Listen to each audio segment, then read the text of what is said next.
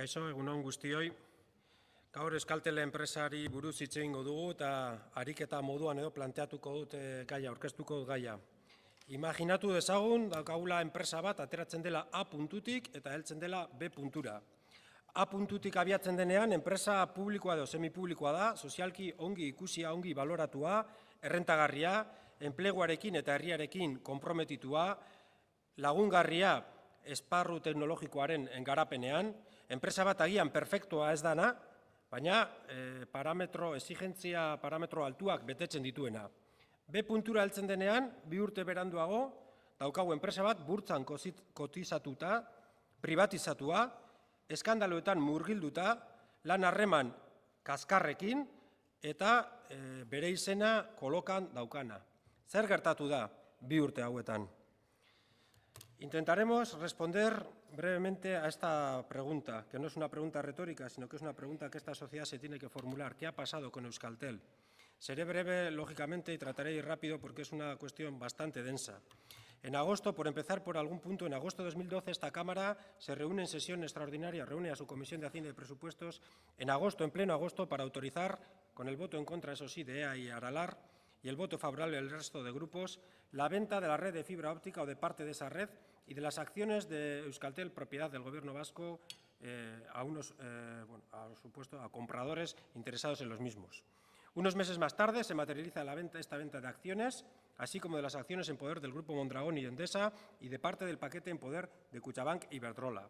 2 fondos internacionales de inversión se hacían con el 48% de Euskaltel, Ibest Industrial y el estadounidense Trilantic. Por cierto, antiguo mecanismo de inversión del grupo Lehman Brothers. Ambos crean una sociedad instrumental en Holanda, Internacional Cable, que será la que ostente la titularidad de las acciones. Estos fondos colocan a su equipo en el Consejo de Administración de Euskaltel y comienza la locura neoliberal. Los postulados más agresivos del capitalismo comienzan a aplicarse de la forma más extrema. Desde el primer momento, incluso antes de materializar su inversión, estos fondos tenían clarísimos cuáles eran los objetivos de su operación: entrar en Euskaltel, adaptarla a los gustos del mercado, sacar la bolsa y embolsarse la mayor plusvalía. Para ello era clave que Euskaltel fuera propietario de la red de fibra, para ello presionaron que tuviera la menor plantilla posible y que tuviera un equipo directivo plenamente comprometido con esta labor, para lo que se diseña un agresivo plan de estímulo para comprar sus voluntades. Ha existido, desde la privatización de Euskaltel, una estrategia premeditada, entre otras cuestiones, para la destrucción del empleo. Y esto es gravísimo, pero es así.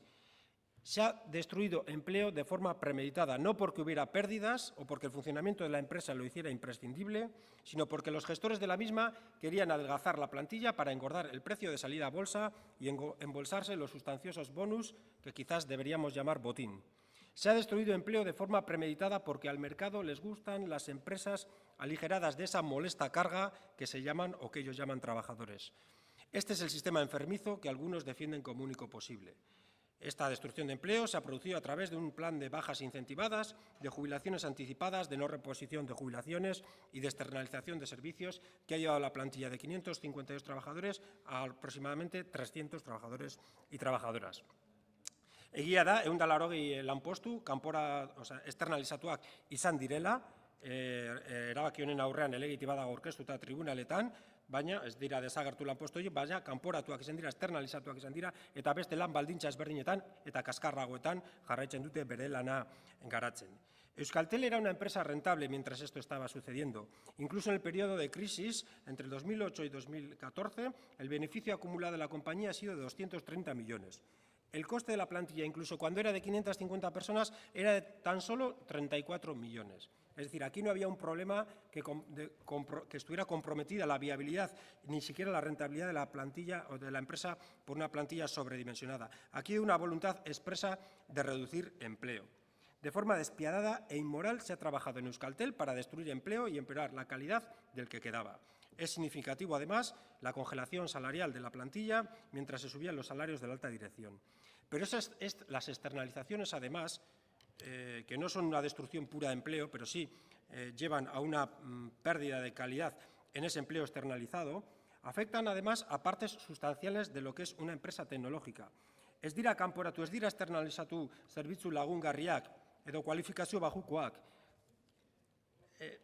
Izaera nagusia, zentrala zeukaten zerbitzuak externalizatu dira. Se han externalizado actividades de carácter nuclear en una empresa de telecomunicaciones, aquellas de mayor requerimiento tecnológico. No estamos hablando del catering o de la limpieza. La transferencia del sistema informático, los sistemas informáticos, del motor tecnológico de la empresa a GFI, con la salida de 35 trabajadores, y la de operaciones y mantenimientos a ZTE, con la salida de 145 trabajadores, han dejado Euskaltel convertida en una empresa no tecnológica, sino de marketing y de gestión. Es decir, todo el núcleo tecnológico de la empresa, prácticamente en su totalidad, ha sido externalizado y tenemos con una empresa puramente de servicios en el cual el componente tecnológico está fuera, incluso habiendo producido una transferencia de tecnología y de know-how a estas nuevas multinacionales que han absorbido a la plantilla. Es decir, se ha perdido capital humano y se ha perdido capital tecnológico. Por eso podemos decir que en Euskaltel estamos ante lo que se podría denominar como un proceso de descapitalización tecnológica, dirigido, paradojas de la vida, por la persona que ostenta el puesto de presidente de Innovask, la Agencia Vasca de Innovación.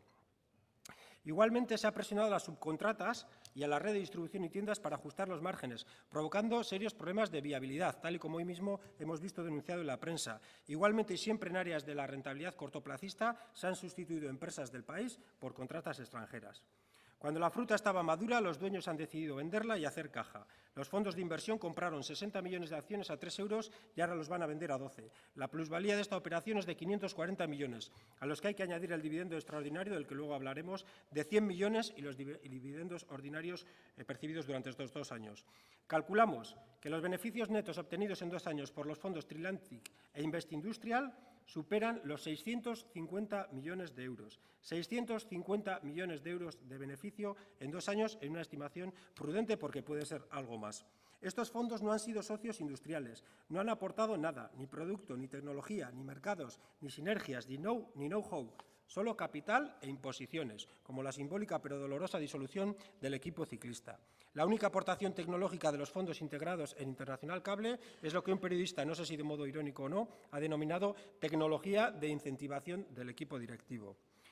Puede alegarse que es la lógica del mercado, que se asumen riesgos que unas veces se ganan y otros se pierden. Yo no lo creo. Creo que aquí se ha jugado sobre seguro, que había información y que había un plan, que se sabía que el valor real de la empresa era mucho mayor que el que se estableció en octubre de 2012, que se han aprovechado urgencias para comprar a precio de saldo, que se han aprovechado de la necesidad, de la incompetencia o de la complicidad de quienes malvendieron sus acciones en el peor momento, que en el mundo de la bolsa hay listos y tontos y que en este episodio algunos han hecho el papel del pueblerino recién llegado a la ciudad al que le dan el timo de la estampita. Aquí ha habido un Paco Martínez Soria vasco. Los bonus, no voy a hablar mucho de ellos porque afortunadamente, era una cuestión que queríamos hoy denunciar, pero afortunadamente esta cuestión ha estallado en forma de escándalo ante la opinión pública y está generando ya el reproche social que se merece. Es un tema ya conocido y no me voy a extender más que para mostrar la repugnancia que producen estas actitudes y para afirmar con rotundidad que este dinero de los bonus o del botín, está manchado con el sufrimiento de los despedidos, de los subcontratados, de los precarizados. Es un dinero sucio, es el pago a una traición, a la plantilla y a la sociedad. El dividendo extraordinario que se va a cobrar a cuenta de endeudar a Euskaltel en otros 200 millones de euros es igual de legal que los bonus, pero es igual de inmoral y cuantitativamente supone un lastre muchísimo mayor para la empresa. Se piden créditos para repartir dividendos, 200 millones para repartirse, 100 para Kutxabank y 100 para los fondos. 200 millones que no se utilizan para generar empleo, no para invertir, no para investigar, no para desarrollar productos nuevos, no para crear un centro de investigación, no para mejorar el país, no. Se endeuda a la empresa, se pide un crédito de 200 millones para repartirse el botín. Quien negocia leoninamente las condiciones laborales de sus empleados no tiene reparo en endeudarse en 200 millones para repartírselos. ¿Cómo se va a pedir contención salarial? ¿Cómo se van a ajustar los márgenes a la red de tiendas cuando se produce este pillaje legal? Laburbilduta, azken bi urtetan, enplegua suntsitu egin da. Geldituen enpleguaren kalitatea eta egonkortasuna kaltetu egin da. Externalizazioak egon dira. Estutu egin dira azpikontraten lan baldintzak. Kupulari igo zaio soldata, langilei izoztu zaizkie soldatak, deskapitalizazio teknologikoa eman da, zorpetze maila beharrezkoa zena hartu da, ito egin da banaketa zarea, desagertu da txirrindularitza taldea, eta orain ginda moduan ikusi dugu bonusen afera. Algunos a esto lo llaman libre mercado, yo lo llamo basura ética. A lo que han hecho y a quienes lo han hecho. Propongo que Euskaltel utilice como lema para su próxima campaña publicitaria el grito de guerra de la bruja avería. Viva el mal, viva el capital. Eta honen aurrean Eskerrik galdetzen asko, diogu Casanova jauna.